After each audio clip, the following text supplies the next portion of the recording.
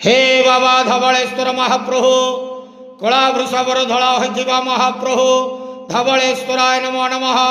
दीपं यदि परम ब्रह्म दीपं यदि जनार्दनः दीपहरत मे पाप पूजा दीप नमस्तुते। बाबा धवलेश्वराय नमः। संसार सुखी रखंतु। आज पवित्र वसंत पंचमी शुभ रविवार रे समस्त श्रद्धालु भक्त मानक आशीर्वाद करंतु। समस्त श्रद्धालु भक्त मानकर मनस्कामना पूर्ण करंतु। कर्म क्षेत्र उन्नति करंतु। ग्रहरिष्टमान खंडन करंतु। जगतर मंगल करंतु। विश्वर कल्याण करंतु। आपणकर नाम प्रकाश करंतु। समस्त गुआवसा भक्त मानकर मनस्कामना पूर्ण करंतु।